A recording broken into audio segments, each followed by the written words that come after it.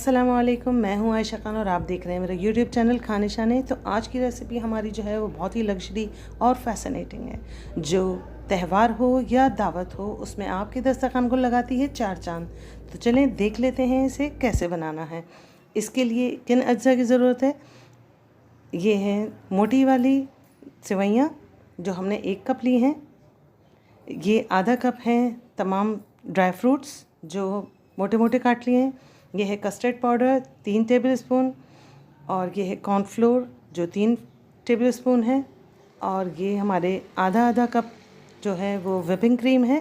ये हम देख लेंगे जितना जाएगा उतना इस्तेमाल करेंगे। और ये है कंडेंस मिल्क जो कि 1 कप है। इसके बाद है फुल क्रीम मिल्क 1 लीटर।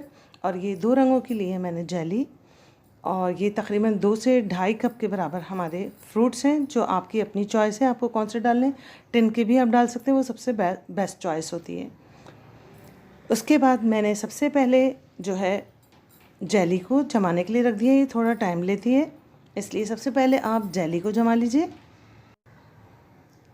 उसके बाद हम पकाने का जो प्रोसीजर है वो स्टार्ट कर देते हैं। जो सेवइयाँ हैं उसको थोड़ा पानी बॉयल करके, जब पानी बॉयल हो गए तो सेवइयाँ डाल दी हैं।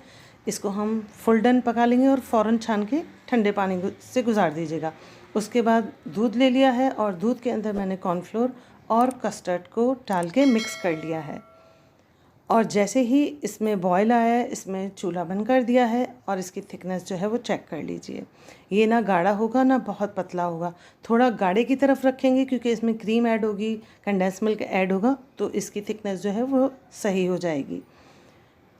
उधर हमने अपनी जो मछली है वो भी छान के साइड पे रख दी है। अब हम इसके अंदर, जैसे ठंडा हो गया हमारा कस्टर्ड, तो इसके अंदर डाला है कंडेंस मिल्क, इसको मिक्स किया है।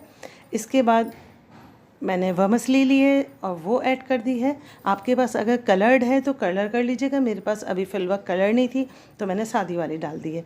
अब हम इसकी थिकनेस को मेंटेन करेंगे कि कितनी हमें चाहिए। तो पहले 1 प्याली डाल के मैंने चेक किया है, फिर 2 प्याली, तो हमारी पूरी 3 प्याली जो है यानी तकरीबन 1.5 कप क्रीम जो है इसके अंदर चली गई है। अब इसके अंदर जो फ्रूट्स काट के रखे थे वो मिक्स करने के लिए मैंने इसे बड़े बॉक्स में कर लिया है ताकि आराम से जो फ्रूट्स हैं वो मिक्स हो जाएं, टूटे नहीं, तो इसलिए ज़रा बड़ा बॉक्स लिया है।